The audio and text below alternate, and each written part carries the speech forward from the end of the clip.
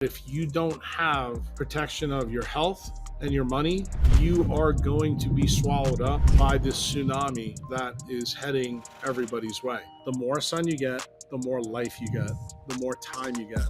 The less disease you get, the less times you need doctors. That's the real story. And that's all you need to know.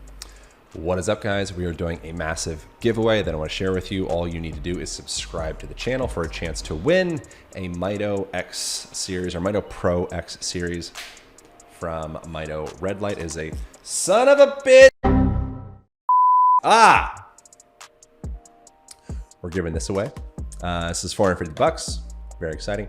And we are also giving away a molecular hydrogen maker. I love this guy as well. It's really great for reducing inflammation, tastes delicious. And the red light I use all the time, uses my night light in my living room. It's great for collagen repair. It's great for your eyes, it's great for your skin. It's awesome. It is a total of about a $700 value of the giveaway. All you gotta do is subscribe between now to the month of August. We'll announce at the end of August. We'll announce it here as well as on the Instagram page labeled Aaron Alexander. That is my name. Subscribe, win some stuff. Enjoy the conversation. Jack Kruse, thank you for making time to do this again. This is conversation number maybe 3 or so over the last freaking 7 years, something like that. Really appreciate that. I think that's right. Following your work and seeing your growth and your effect and seeing some of the things that you've been talking about for many years coming into more plain sight for people today. So I'm really grateful to have you back after all this time. There's a quote that came up that I thought would be interesting to start with for the conversation. It's from Krishnamurti. It says, "It is no measure of health to be well adjusted to a profoundly sick society." I feel like that's a very poignant quote in relation to a lot of things that you share about and stand for, and kind of awakening folks to some of the invisible factors and forces that they're not maybe privy to. And so I wanted to just start with that and see if, where does that quote take your mind in relation to this conversation? I mean, it's kind of the mantra of what I've told people. I mean, if you think about the totality of the 20 years I've been doing this, I've argued with people vehemently it wasn't about diet and exercise. And the reason that people have the idea that it is diet and exercise is because all the fire alarms have been removed from the system, and no one realizes that what you're bathing in right now actually makes you believe that it's food and exercise. The whole basis of the leptin prescription is if you don't get the proper amount of UV light and infrared light and you're bathing in blue and non-native EMF, you get this fundamental belief that you have to eat a ketogenic or a carnivore or paleo diet in order to keep the train on the tracks. And that's why you believe that the food is the single most important issue. And it turns out anybody who has a mitochondrial disease can actually eat that way, and it doesn't move the needle for 85 to 90% of the people that do it. So that quote takes me at the base level to the next quote is, it's absolute insanity to keep doing the same thing over and over again and expecting a different result. So it comes incumbent upon you, the person, to begin to change your inner mindset. What is it that I've missed? And it turns out if what I missed is the biggest part of the story, you basically just solve for X with your Dunning-Kruger moment. And this is the reason why curiosity, questioning everything is important, no matter what. No matter how hardcore you believe something, if you don't have the ability to question yourself, you will consistently make mistakes. You will live life as a low agency human being. Yeah. MKUltra. What are your thoughts on MKUltra? What is MKUltra? And do you see any potential underlying consistencies with MKUltra-esque happenings in culture today? Yeah, I mean, MKUltra is the basis of technocracy and the transhumanist agenda. But how it's morphed, you have to understand how it started. and how it morphed. That story to me is a really incredibly fun story because a lot of people don't know about it. They don't know about the story of Bugsy, the the old outlaw from the Jewish gangs in, I guess United States history, probably 100 years ago now, and how he linked up with Meyer Lansky, who is probably the first true hedge fund manager of organized crime, and how one of their compatriots, Bo Dalitz, um, was the third iteration of those guys. You went from hardcore criminal to basically um, illegal money laundering bank man to respectable businessman, and that's actually how we got Las Vegas. And these guys were so successful in what they did, the CIA sent people out to figure out what the hell they were doing to print money at record rates because the CIA and FBI knew what these guys were doing. And the CIA found out that Bo Dalitz came up with the idea through trial and error that if you blocked the light in a casino, blocked it all out, then you put one armed bandits, which were, you know, slot machines, and then you put women with their tits hanging out and fed people alcohol, that these three sequential steps could make it so that you did not have to rely on Bugsy's tactic or Meyer's tactic of using violence to take people's money away. So the CIA took that idea and then put it into, how shall we say, a scientific platform. They hired Tulane University neurologists at the neurology department, which was right across the street from where I went to medical school. And they started to study these things in the 50s and 60s. And ultimately, if we distill the whole story, what did they come upon? They realized through what Dalitz had found that light was very capable of controlling dopamine and melatonin in the frontal reward tracts of the frontal lobes. So they got the radical idea, let's test this on a non primate. So they used a bull. They hired a guy named Carlos Delgado. He planted wires into a bull's head, used a matador. They used the on off switch. They were successful at wires to stop the bulls charging. Then they said, okay, let's go to the next level and let's try to do this wirelessly. They were successful again. And from MKUltra, ultimately, that all that scientific information was transferred over a period of years to DARPA. And if you remember, DARPA got employed at Stanford and Harvard along with other colleges. And it was through blue light technology through the screen of how they decided to use this. And they actually transferred many of the patents to Google and Meta over a period of time, which is now brings us to the mid 90s. And this is the reason why today you see just about every screen, every computer, every cell phone. I mean, there's not one that's outside of the new daylight computer screen that is non blue lit. And the reason why is blue light has been shown to destroy melatonin, and it's been to destroy the dopamine reward tracks in your brain so that it makes you low agency, makes you not question, makes you more compliant, more pliable for, how shall we say, government programming. In other words, you'll never understand how food and exercise really isn't the answer. You'll never understand how putting your kid in a public school in California is actually indoctrination and not education. You'll believe that fiat money is not being debased. You'll believe that big pharma is out there to help you. You'll believe that the government, when it asks to help you, they're actually here to help you instead of hurt you.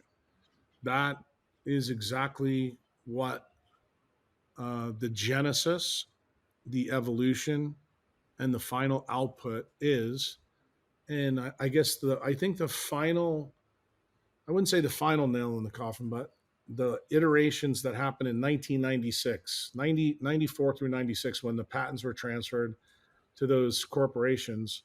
Corporations were then given what governments usually have. They have a monopoly on violence. Now, corporations were given the same monopoly. Um, but the violence is a little bit different. The violence is on, a gene in your body called POMC that pretty much controls all of these pathways. And in 96, that was codified in the FCC regulatory issue for cell phones, technology, and things like that. And then um, in 2009, we had the changeover in screen technology by Obama, and then he announced that he was going to get rid of incandescence. That process goes from 2009 all the way to 2026.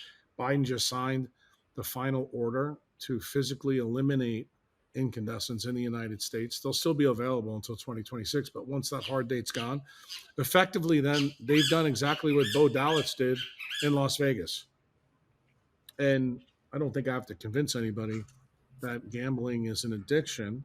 I think everybody knows that, but they don't realize it's not the addiction to money. It's actually the addiction through light. And that's actually the most successful addiction you can have. Why? Because it's easily controllable.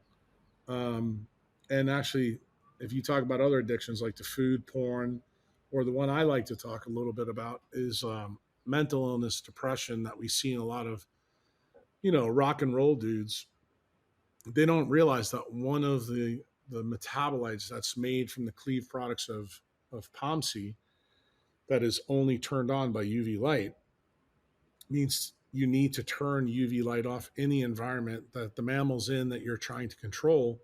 One of those cleaved products is called beta endorphin.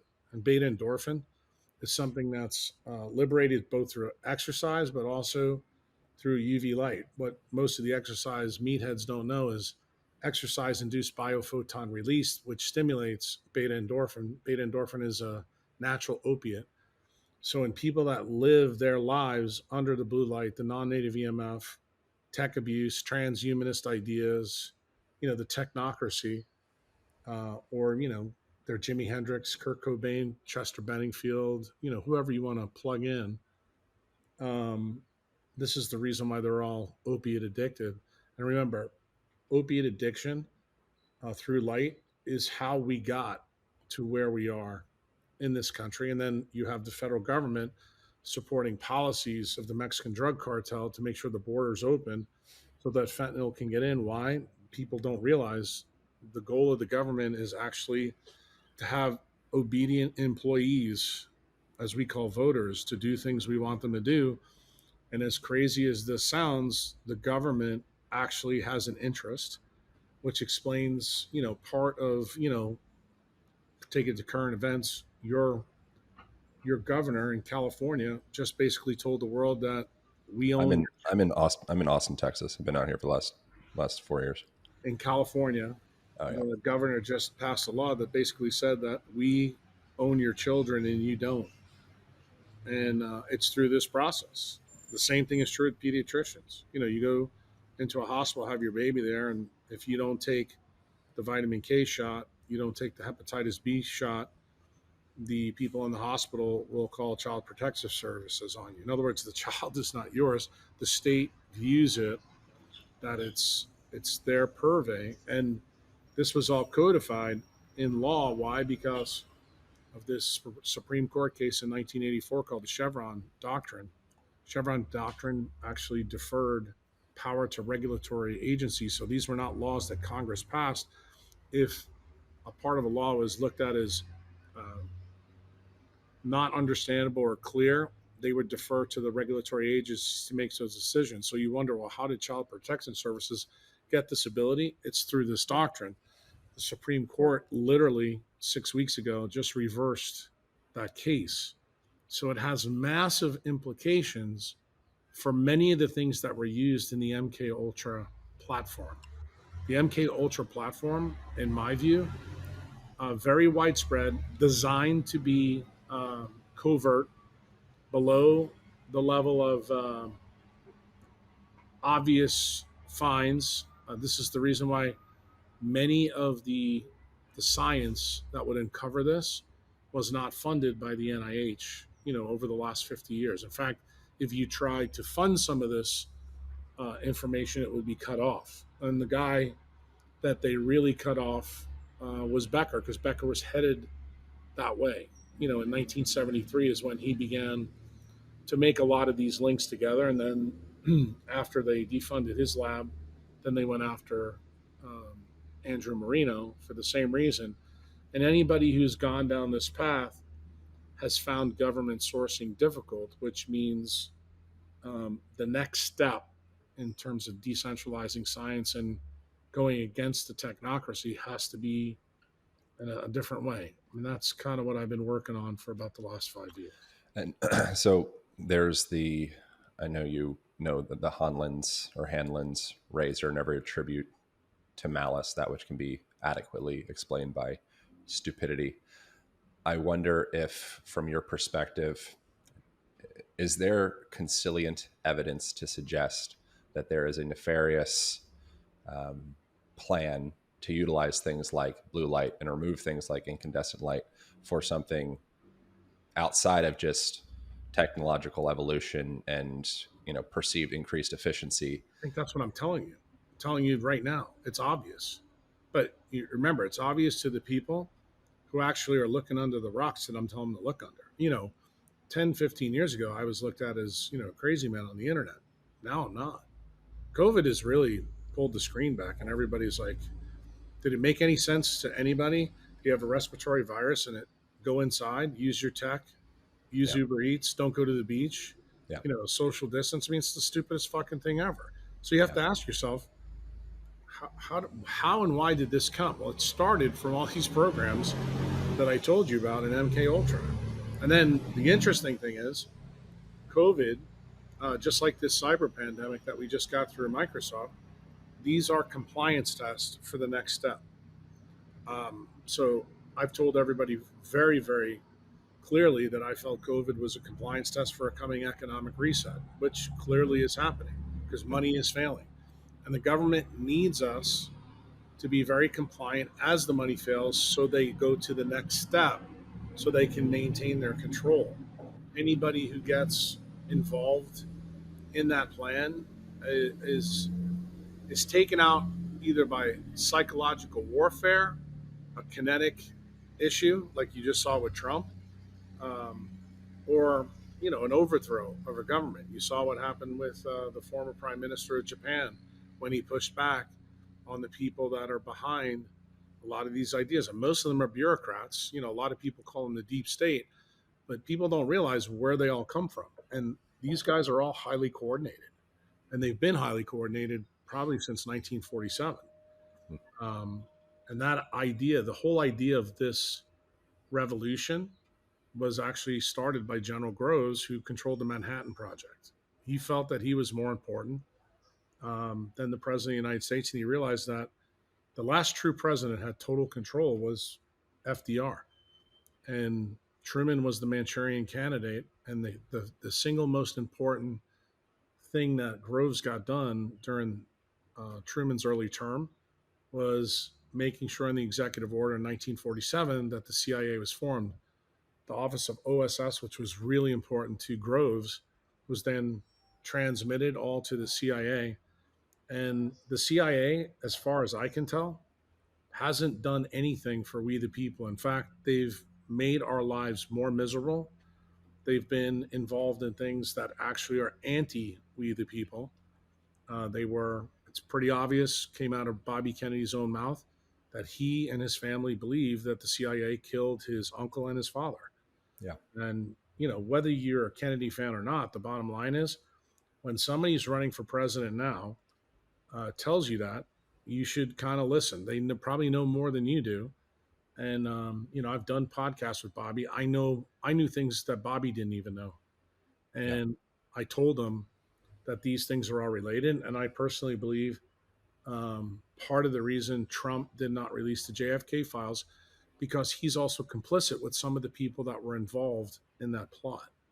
And once he read what he read, he realized it. And then guess what? When you realize it, it doesn't take you too long to figure out why President Eisenhower in January of 61 gave that farewell speech and warned people what was being built for 13 years behind the scenes by the industrial military complex. It's basically a shadow government that can operate no matter who's the president, no matter who's in Congress, and they can do things to affect we the people so that they can run their wars forever. We call them today. The labels change with every decade, but the idea is the same. It's about control. It's about keeping your paradigm in power. It's about making sure people bend to your will. And when you understand this process, you begin to start to see it leak in other parts, of life. And unfortunately, the way I came about this is happens to be with medical freedoms, health, because it turns out when you change the light environment of mammals, since we were sculpted by this gene that only operates with UV light, and if you understand the distillation of what I've said in the beginning of this podcast, subtracting out purple and red light is what MKUltra effectively found, and that would concentrate blue light, and that basically destroys the photonics and the electronics that are buried in all of us that have a 3.8 billion year history of evolution in all three domains of light. That's prokaryotes, eukaryotes, and archaea. They found out how to destroy how life fundamentally organizes, and they're now using it to control us in a variety of different ways below our beliefs or ability with our five senses to understand it. So it's incumbent upon the person that jumps down this rabbit hole to look at all the evidence, and then you have to decide for yourself. Yeah. Sounds pretty scary and hopeless. How? Not to me. I think it's just like when the lead singer of Alice in Chains is a heroin addict, or Kurt Cobain is a heroin addict, or Jackson Pollock's a raging alcoholic. That sounds scared when you go there, but if you actually do something about it, doesn't mean it's going to end a bad way. The whole first step is awareness that there is a problem. And right now, when you listen to a podcast like this, I guarantee you 95% of the people that listen to this, like, I just fundamentally can't believe that's true. Then I say to them, well, do me a favor, go read Becker's book and go read Marino's book, and just do a hard stop there. Explain what's in those books. Then turn this podcast back on. Just the first 15 or 20 minutes we've done. Answers fucking staring you right in the face. What are the specific books from Becker and Marino that you'd recommend? Yeah, The Electric Body. Yeah. The one from Marino is Going Somewhere. Is it Electric Body or Body Electric? Body Electric. Body Electric, yeah. Yeah. He's got another one, Cross Currents, that's just as good. It lays out the case, because you need to see it from the researcher side, and you also need to see it from the scientist side and the lawyer side. And that's why Marino's got a very interesting perspective, because he's got both. Because he tried to protect Becker, and when Becker realized that the government was the big problem, he didn't stop. He knew that his moral duty was to tell the truth, and they silenced him. Effectively, they silenced them not with acute lead toxicity like they just tried to do to Trump. They actually did it by defunding his lab. And that's where the idea of controlled demolition in science came from. They were successful in doing this with the polio vaccine and the NIH back then. That was the case that I laid out to Bobby on Rick Rubin's podcast. And some of the things that happened in that event, as hard as it is for people to believe, 75 years later, show up in the messenger RNA jabs, and you can actually see it in the contracts that the Department of Defense signed with Pfizer, and now that Pfizer turned around and signed with governments. Why? There's two legal definitions, and you knew that there had to be a reason for that. Well, over the last 4 years, we've kind of uncovered it through FOIA requests, through, podcasts that I've done, through even I was in a documentary and raised this big issue when I read the original patents and looked at the legal definitions. I realized right away that in the aftermarket data, there would be evidence that would come out that would explain why we had two definitions. And when we found that there was SV40, and when we found that there was DNA plasmids, we knew immediately the reason why there was two legal definitions. And then we found evidence that Pfizer actually took some of the molecular tools on purpose so that the FDA panel would never see them. And even when they did all this nefarious stuff, two of the doctors that sat on the FDA panel said we should not be using these because the original trial data showed there was problems with these vaccines. And what did they do? The people in charge at the NIH, FDA, CDC, and in Fauci's office, Fauci himself, cooked the books, changed the game, just like Bo Dalitz did at the casino. This is no different than what happened at the casino. The house always wins. That's the whole point. And the House won, and you to this very day in the United States, those jabs are out there with impunity. There's no limit on them. Even people in the UK have had 2 of the shots taken off the market. But here in the United States, where we're supposed to have a constitutional republic, we're supposed to believe in democracy. The evidence right now, 4 years afterwards, is overwhelming that these are a huge problem. And yet, the people that are making money off this still have not changed the rules. So I've been pointing out to people for a long period of time, you need to remember what Thomas Jefferson wrote in the Federalist Papers and how it was codified in Supreme Court law, because people don't know what I'm about to tell you. Thomas Jefferson made the case with Adams, Madison, and Hamilton that any law that's unjust, no patriot needs to follow. It's against the law. So this was before the Constitution was written. So if you read our Constitution, you read how it was structured. When Jefferson became president in 1800 or 1801, in his term, a case came in front of the Supreme Court. And this case was directly about this topic that I'm bringing to you in the Federalist Papers. In 1803, the Supreme Court ruled that any law that is deemed unjust is not constitutional, does not, it holds no penalty for the person who breaks the law. So what does this law, I think it was Madison versus Marbury, that was the name of the case.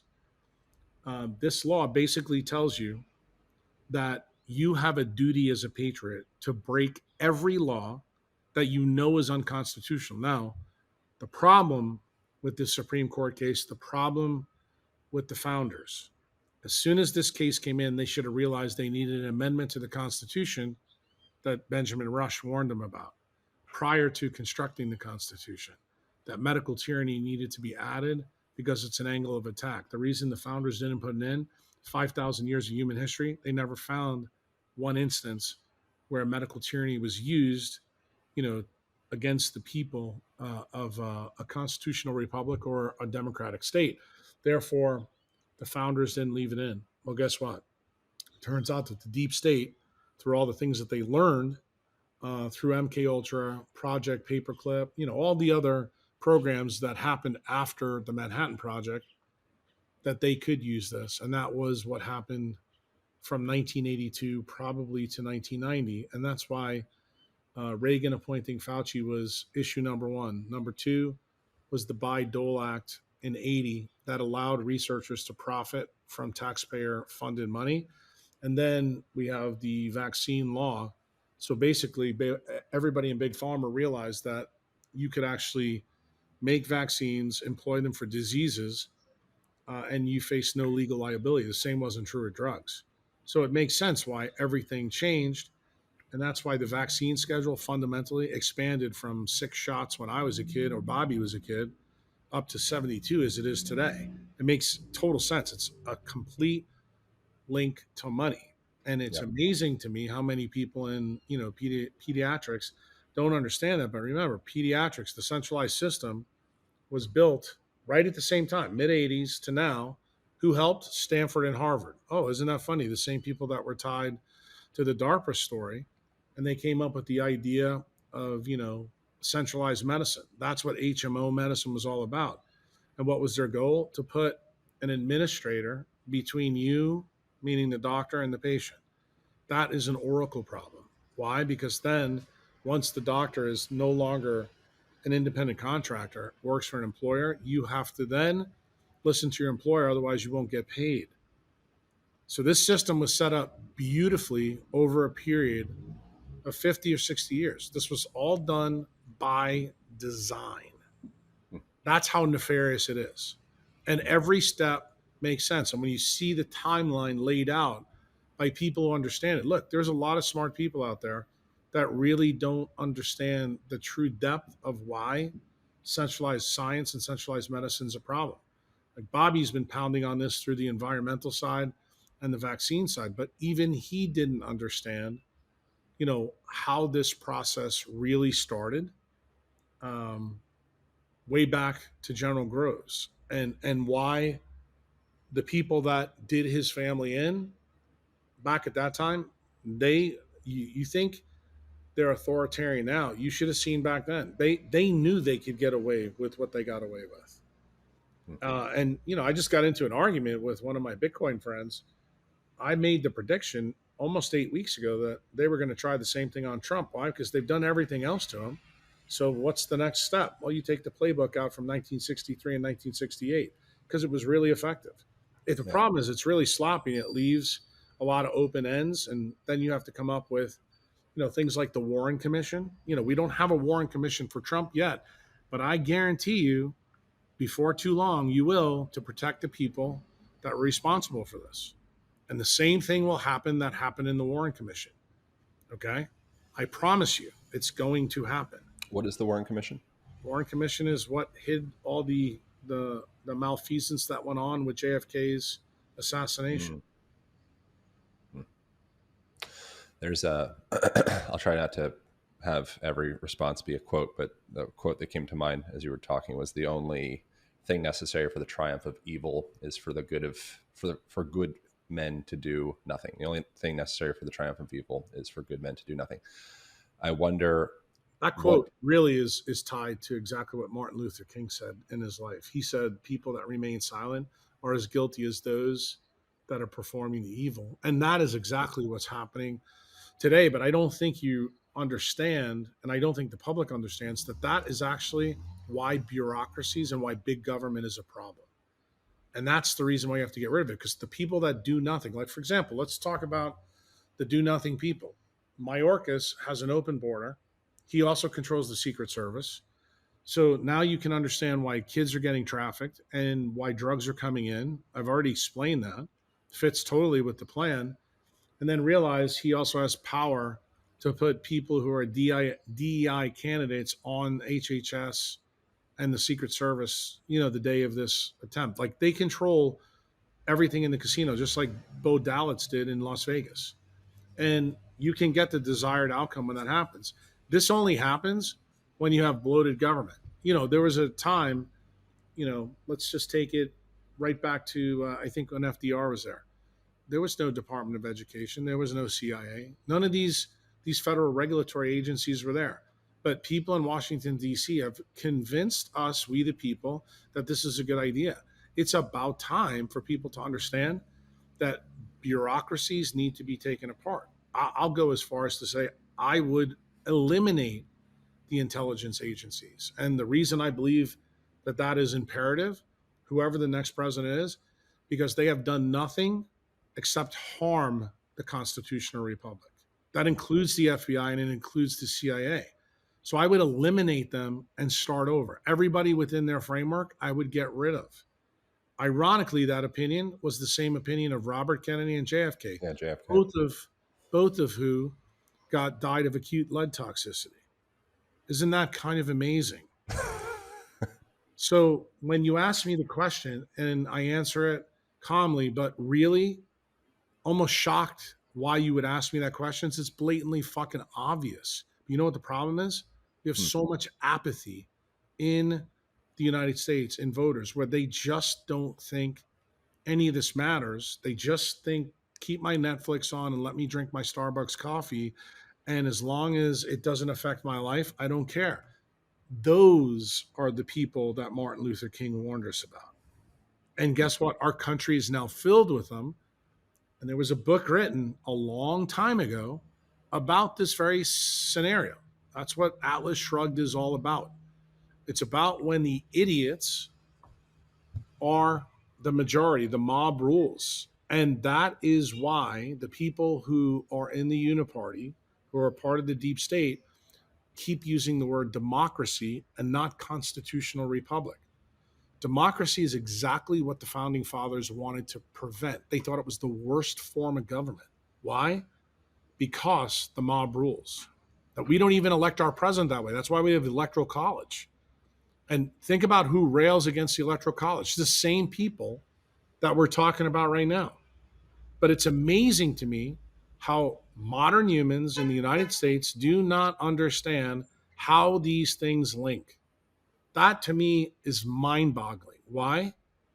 All of us collectively have just lived through COVID. There was nothing that made sense through COVID.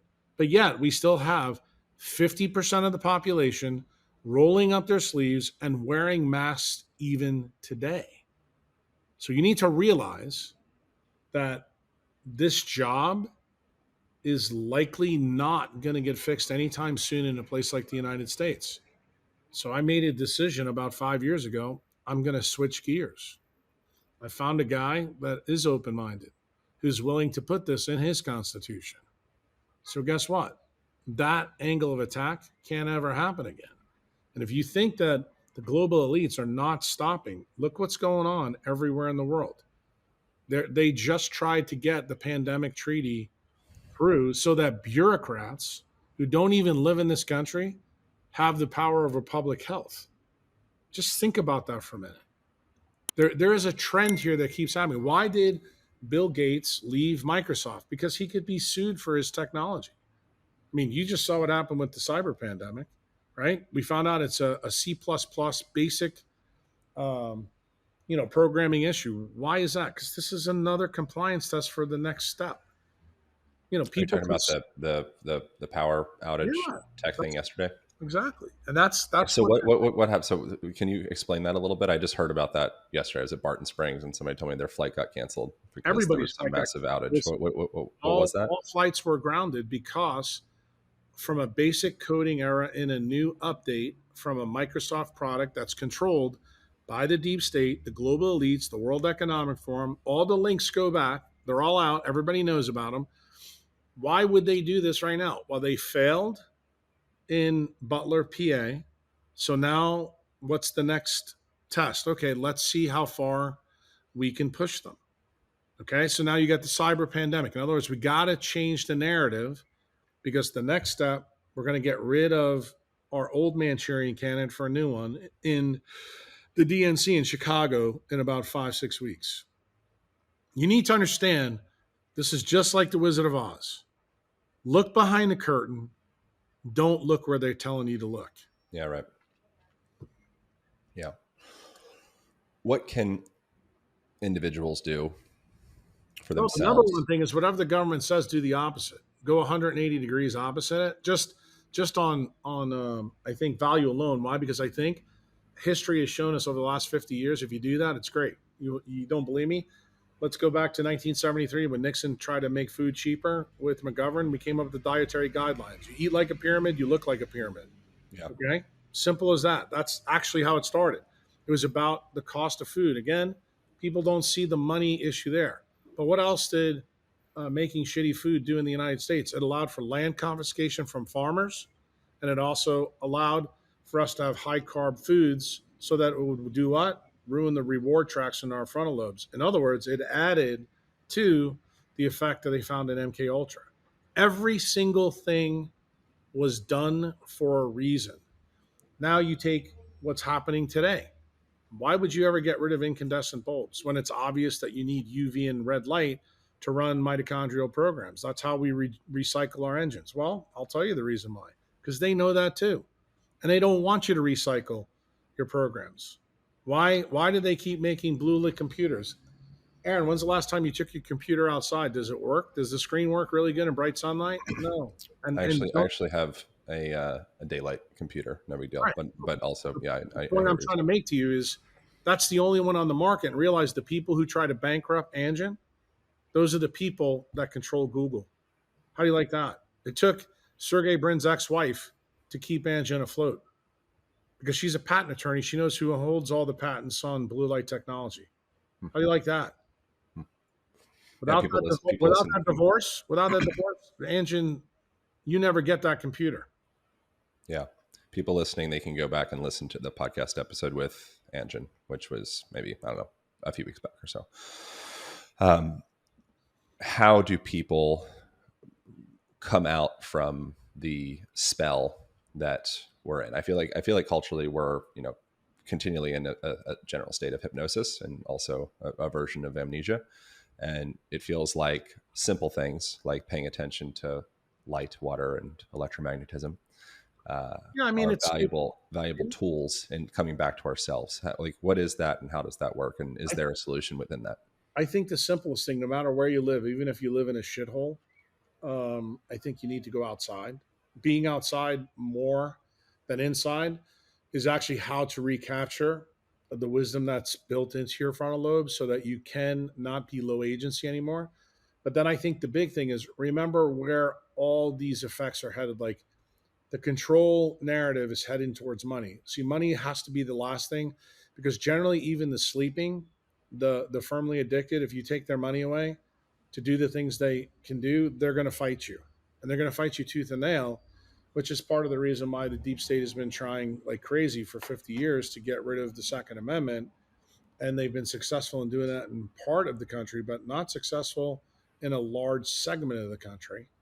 So they carry risks, and when they go to take your money, that's a big issue. So we do have a way to protect ourselves from that. That's why I'm a huge believer in Bitcoin, and I think if you understand truly what's going on, some of your assets need to be in that asset. Why? Because it basically separates the state from your money.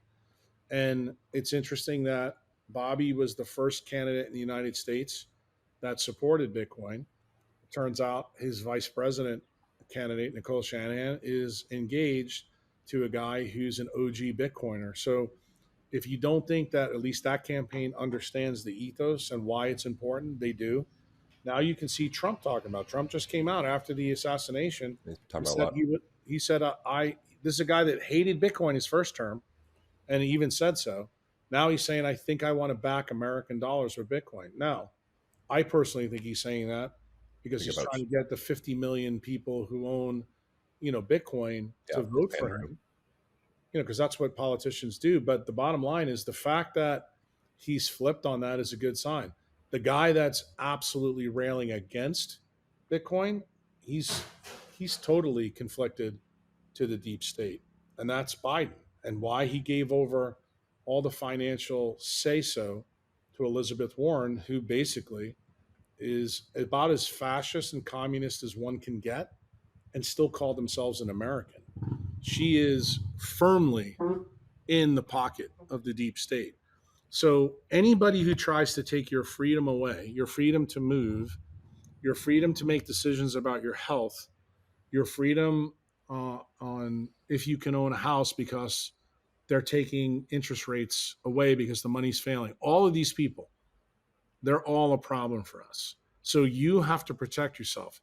The only two decentralized networks that are out there that I know of, the one that's natural that I've been talking about for 20 years, as you know, is nature. The second one that is manufactured by a guy who refused to be named, this Toshi Nakamoto, is Bitcoin. It's fully decentralized. It takes all the power away from the federal government about money. And if you think about the federal government as a corporation, it has a monopoly on violence. What we all faced from the Department of Defense and DARPA through the COVID thing was violent. People lost jobs, people lost time, people lost Our money. lives. Yep. We lost a lot of lives that we didn't need to lose. If we just would have let people to go out on the beaches and outside, it would have made a big difference. And the problem is at least 50% of the people in the United States still haven't done that. They still don't understand the links. They still believe the narrative they're being fed. So the people that are left, the people that are awake, that's who this podcast is for. Those are my tribe. That's the people that I try to resonate with. I no longer, Aaron, try to have discussions with the people on the opposite side because I think we're at such a deep state in this game that they're playing that if you don't have protection of your health and your money, you are going to be swallowed up by this tsunami that is heading everybody's way. The people that have enough air in their jacket is going to be the people that understand how nature works, how sunrises work, how grounding works, how going on a tech diet makes a lot of sense, and why owning Bitcoin matters more than you having a second house or a third or fourth car. Those are the really, really important things. And then making sure that you have the ability to move through your environment when things get really bad in the state you're living in, because the people that control your state, like the government and the state senate and legislative branch, are complicit with the fascists in Washington D.C., that you have the availability to move to a safer place, that doesn't look at it like that. I mean, we could see that right now, what's happened in California and the influx that you're seeing, in Texas, and the influx that I saw prior to that in Florida, especially during COVID. The same thing is true in New York. People are leaving there in droves. Same thing is happening in Illinois. People are leaving in droves. The problem in the United States becomes, well, what happens if the politics change in a certain state, because either an assassination or an election or, whatever, and then things change. Well, you may not have the opportunity to keep your freedom as you had prior to, and people are beginning to realize that. Not everybody's at the same level of awareness, but it's becoming obvious to a lot of people that, after 4 years of COVID, the conspiracy theorists are up 84 to nothing over the people on the other side. And every time somebody tells you that, oh, this is bullshit, it's conspiracy theory, this is wackadoodle stuff, it's amazing to me how a year or two goes by and all of a sudden it's not so crazy. All Sure. of a sudden, then you find out the conspiracy theorists were the ones telling you the truth the whole time, because you know what? They were the critical thinkers. Yeah. I mean, you can, very clearly see that with what happened, 4 years ago. And to the degree that I don't even feel comfortable saying the word on here because I don't want this to be suppressed, which is indicative of a lot of things.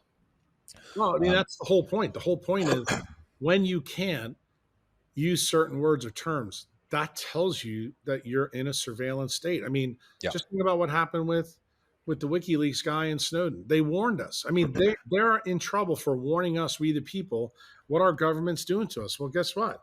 We have a remedy for that. The remedy is the ballot box. And if that doesn't work, Thomas Jefferson gave us the Second Amendment.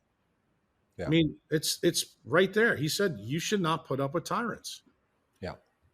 Yeah. It's not, I don't know of any, I'm not a historian, but I can't think of any examples in history where the good guy is the one that is suppressing someone. It's typically the nefarious side that would be doing the suppression of other people being able to have a voice and communicate.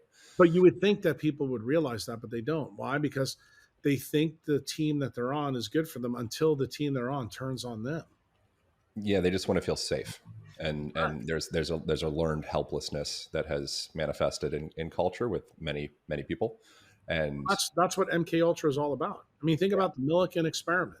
The Millikan yeah, experiment is also about that as well. I mean, we know about those things. yeah, The problem is a lot of people, don't go back and connect, a research experiment back with human behavior and realize that these things can be mitigated, and they can occur through the use of things in our environment. But guess what? The people in power who paid for these experiments, they do know. The reason they know is because they're the ones that paid for these experiments. And when they saw the results, they're like, damn.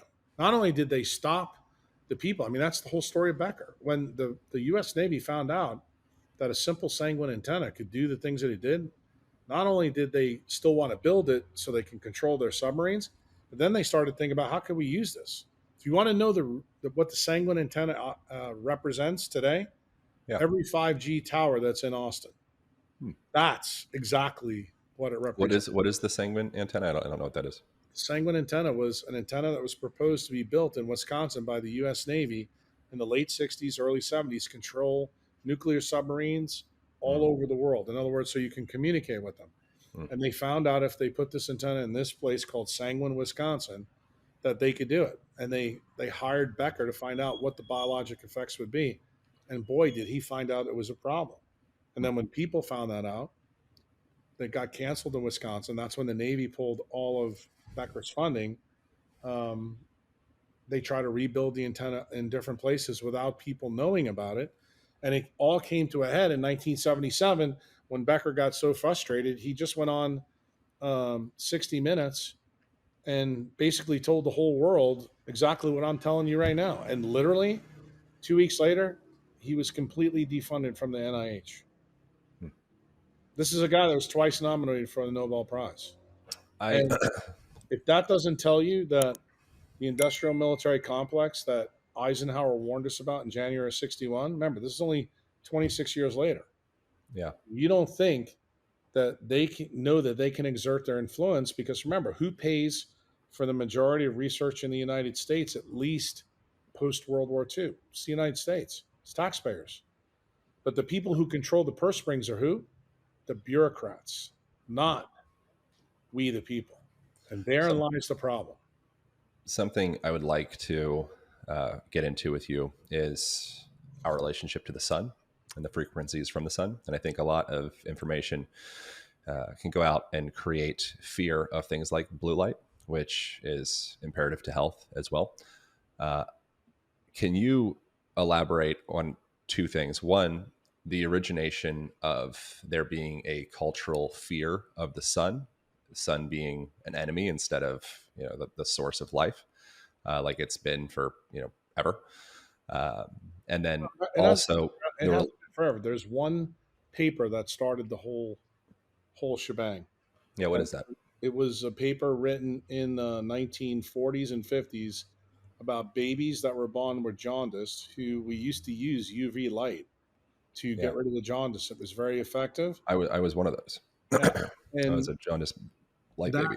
that that paper led dermatologists to go after UV light because UV light began to be studied, but studied outside of the normal spectrum. Remember, UV light on Earth is never present without the other six colors or frequencies. But every single study that's been done in the dermatology literature since the retrolental hyperplasia um, study on kids that were jaundiced has been done with UVA or UVB light subtracted from the other six. Turns out the antidote for the other ones are the other six lights, but dermatology has effectively never told you that. Now, if you go back to the retrolental hyperplasia paper, dermatology was like a no-name um, specialty at that time. Ever since that time, it was huge. Who's the one that really brought this to the forefront and helped them out? It was Coco Chanel back in the 30s and 40s when she started to popularize the use of sunglasses. Mhm. Then she was also germane in Paris with the makeup users of putting makeup out. And eventually, what happened? There was a cross pollination with the dermatologist, and then they started using makeup to block things. And what did dermatologists find out? That more people who use those products started to come in, and that's when you started to see problems in the literature with skin cancers. What people don't realize is that the more makeup, sunscreen, and sunglasses were used, the more cancer on the skin rose. It wasn't the sun that was toxic. I mean, that's a ridiculous comment. It's insane. Right, because for 5,000 years of human history, we've had ancient cultures worship the sun. We Yeah, never had a problem with skin cancer prior to that, but it seems like after these events happened, that's where the problem came. And the reason it came is because all of those techniques block POMC, they block melanin production in the integument and the inside.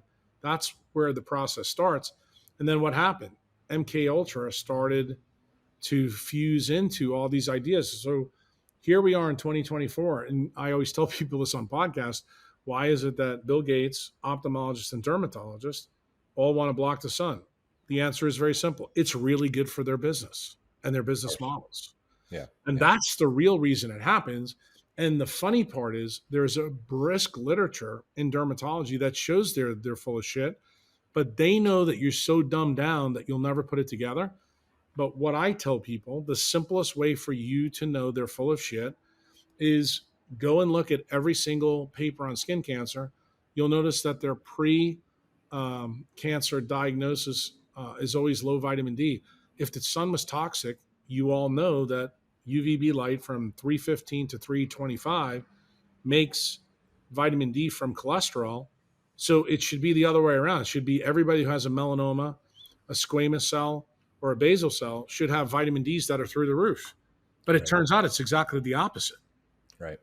So there's your answer. That's really where I would tell the sleeping to begin, and then you tell me who's full of shit. Me, Bill Gates, the dermatologist, or the ophthalmologist. I've been saying this for 20 years. To me, this is the easiest low-hanging fruit thing you can do because you can use their own literature to hang them. Yeah. But nobody's done that. And the reason they haven't done that is because it's really profitable to run this because the system is now centralized to protect them. It's the same thing that's going on with the lawfare with Trump. Reason why they were able to do these trumped up charges and bring him to court in New York is because the Department of Justice isn't going to go after the people that did this to Trump. Remember, you lost the feedback control on the system. That's exactly what sunglasses, exactly what sunscreen, exactly what clothing, exactly what the culture war that you mentioned earlier is designed to do. All it is to remove fire alarms that may wake up people who still have their critical ability to think. And those Yeah. people generally are the people that get full spectrum sunlight. They're not the ones that are sitting inside, tethered to Twitter or, Instagram all day. Yeah, it seems like culture is going through a process of growing out of I think you call it like a Stockholm syndrome of Yeah. sorts, and like being in love with our captor. And I think it feels like an opportunity to mature. Maybe perhaps culture is going through like an adolescence right now. And in adolescence, there's maybe a little bit of rebellion against the parents and starting to like think for yourself and come into your own identity structure. But there's still, I think, a yearning to lean on the parents and trust the parents. But when you can see very clearly with something like that, financial gain is of greater value than culture's cellular, biological, mental, emotional, psychological, spiritual health. Yeah, And but I think all of that, I think decentralized health, mental wellness, all of that all has to be buried for you to realize that the fundamental problem, and this is where I believe it always comes down to money. And this is the reason why when people ask me, how do we really fix this problem? It actually is Bitcoin. That is the answer. As crazy as it sounds to some people, I've been trying for 20 years to get people out in the sun and connected to nature.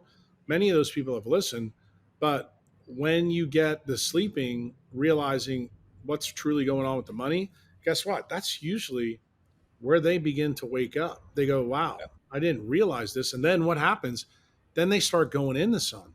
In other words, it's kind of like they start to realize, wow, all this other stuff that he's talking about, making like the Sphinx and doing all that, this actually makes total sense because it's all designed to give us our personal sovereignty back. And I mean, if you really think about it, the way I think about it, I think mental illness actually is violence on the frontal lobes perpetrated by the state. That is actually how I look at it. yeah, And it's a different way of seeing it because I think they're complicit in this design. I think your spirituality is also under attack in this cultural war. Not that I would say that I'm a tremendously spiritual person. I would say that I support everybody's decision to believe in God or evolution. I have a fundamental belief that what was written in Genesis was very accurate. 1:1 to 1:15, let there be light. I think the real issue is no one knows the recipe around light, and that's kind of why I'm here. I'm here to kind of tell you what light really does and what it doesn't do and how powerful it really can be because I believe it is the source code, as Rick Rubin likes to call it. That yeah, source code is in the sky, and that source code is designed to inform us and to make us critical thinkers, to make us intelligent beings.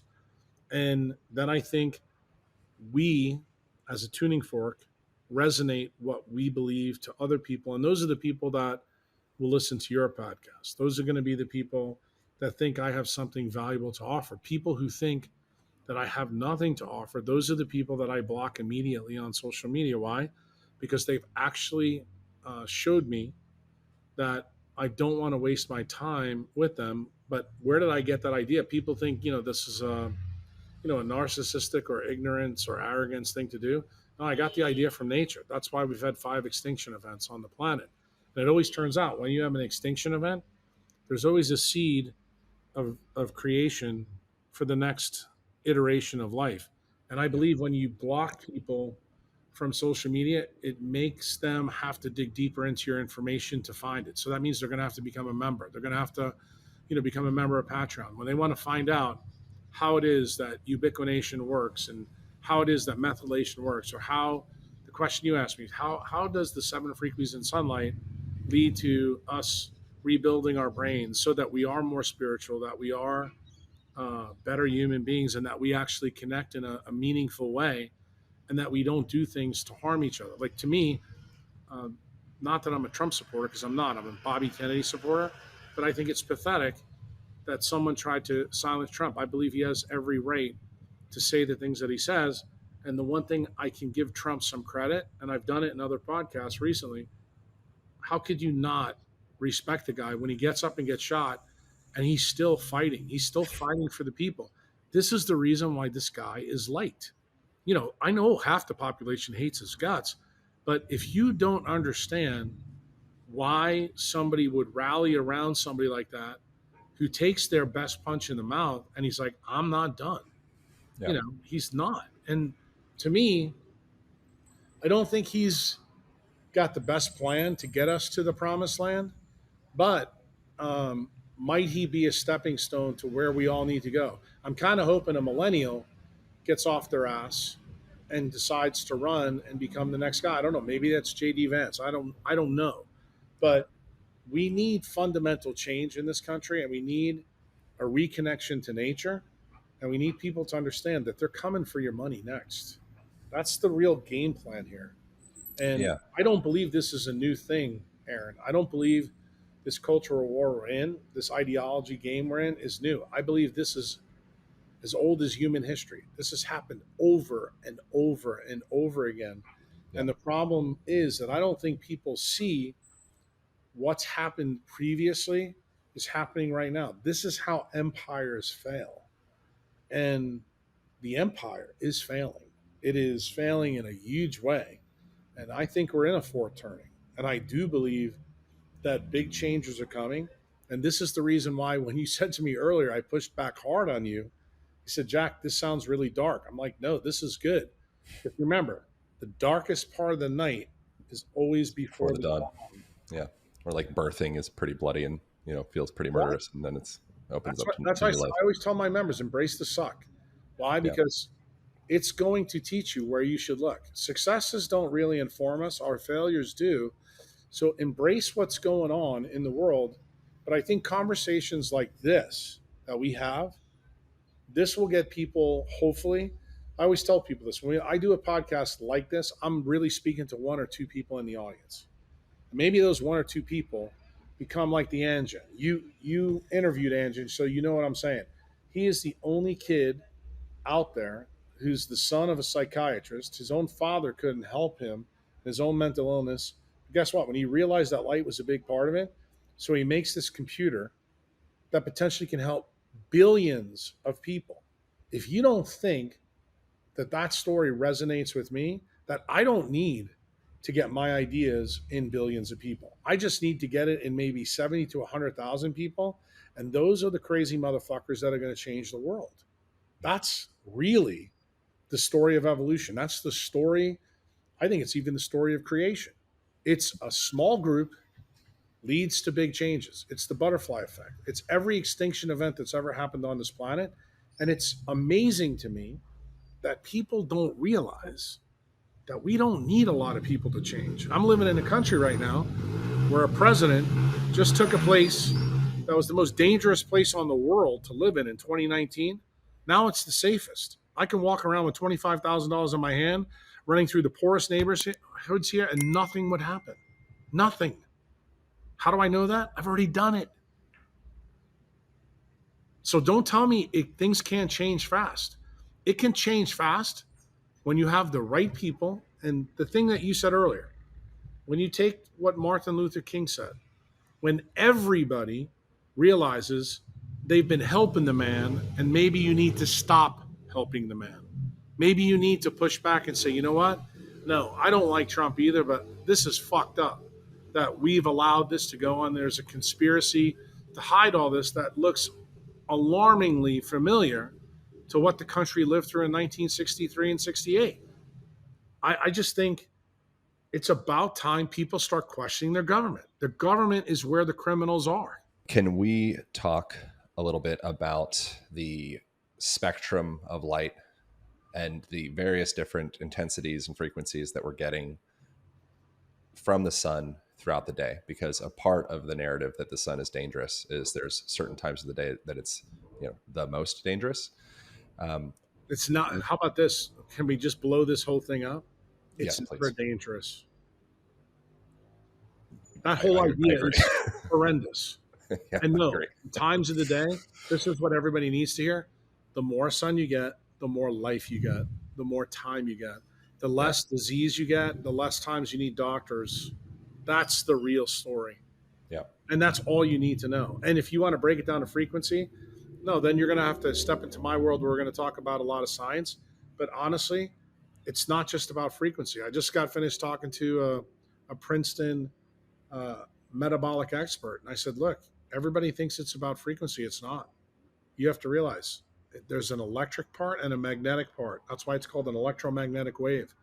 The electric part dominates electric fields during the day. That's linked to a lot of ATP biology. The magnetic side of the wave, the magnetic flux, deals with ROS and RNS.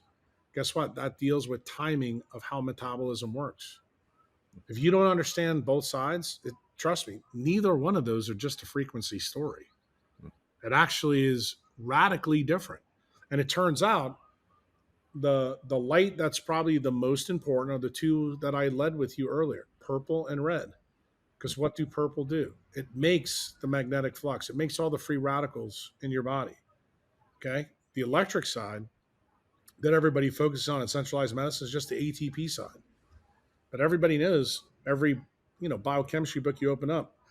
Have you ever asked yourself the basic question? Why is it that every metabolic pathway makes a different level of ATP?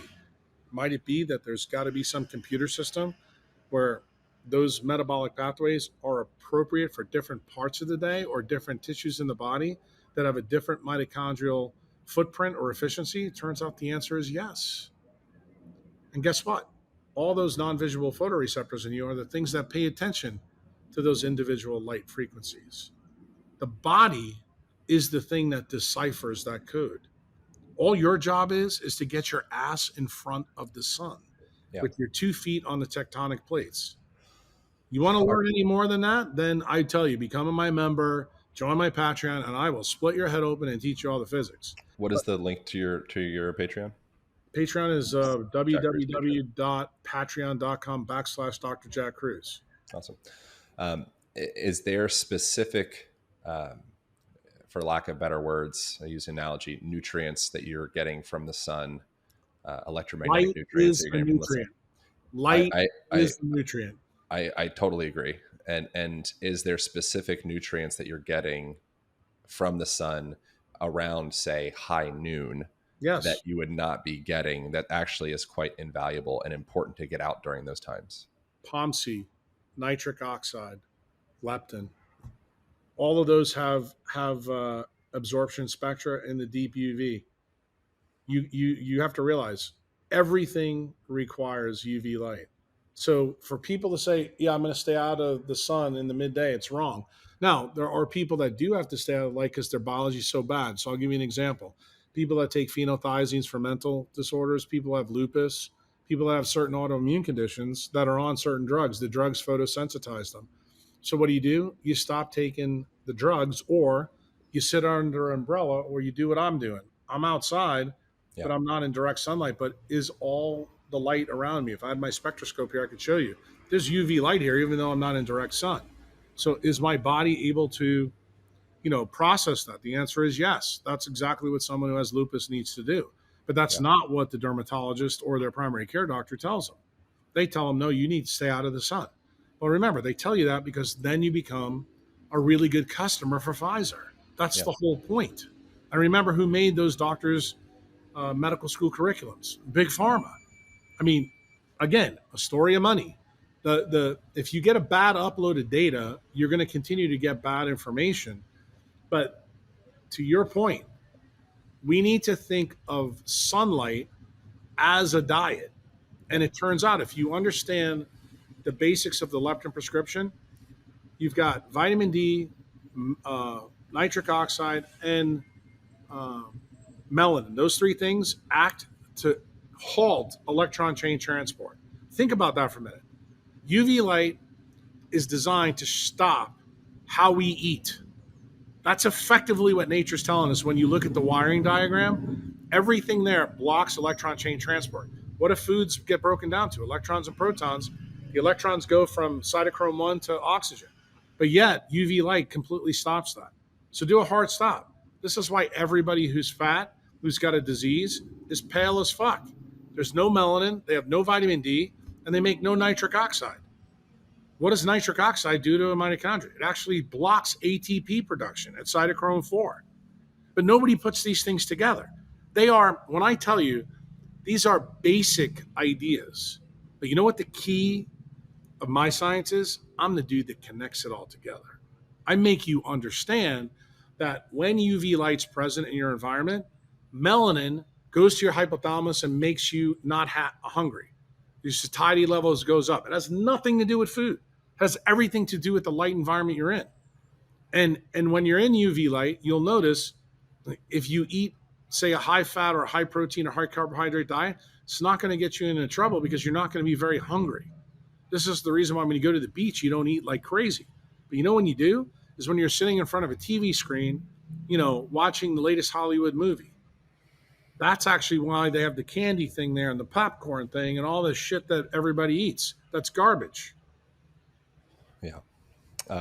Last question, and we're going to transition the podcast over to YouTube and Align Podcast. So if people want to jump over there and subscribe, that would be, if you're compelled to do so, appreciate it. In your conversation with Andrew Huberman, is there anything left remaining in that you would like to touch on or has come up since the Huberman conversations? Yeah, I mean, the quantum thermodynamic series that is now, I think, 75 blogs in is everything that Andrew missed that he was supposed to ask me about. So God bless, yes. Are you kidding me? There's tons. All I gave him was, I'll try to make it simple to you. I gave him Jack Kruse for Dummies and expected him to be curious. And what did he do? Stanford shut him down and he said, no, I'm going to stick with Peter at TM. We're going to just talk centralized science for the rest of the time. Now, I'll give him credit. He has talked a little bit more about light and how important sunlight is. But, dude, you want to know how much more fat's on the bone? Dude, it's ridiculous. I mean, remember how I just told you a little while ago about your own podcast? Yeah. That there's always one or two people that I'm talking to. Well, sure. I did the Huberman podcast, and guess who was one of the people that apparently I hit a nerve with? This doctor who's a PhD. Her name's Alexis Cowan. She trained at the Rabinowitz lab in Princeton University. Just so you know, it's the top metabolic lab in the United States, not affiliated with the medical school, ironically. You should know that because that's important. And what did she do? She asked herself, after listening to the podcast, is light the big missing link to what we're missing in our lab? And guess what? Took a sabbatical and she started asking all these questions. So now she's done 2 podcasts with me and she's beginning to realize that Uncle Jack may be right. Now she's even saying, going back to her old mates, saying, hey, how about if we start adding light controls into the things that we're doing?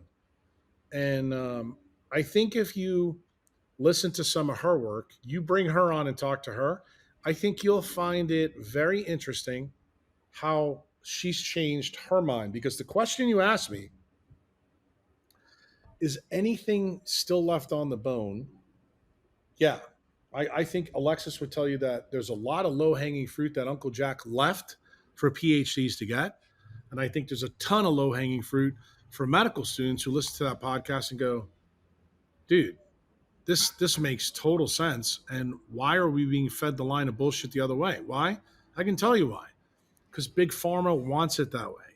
They're making money keeping the paradigm the same. The status quo is profitable for centralized fiat money. This is the key.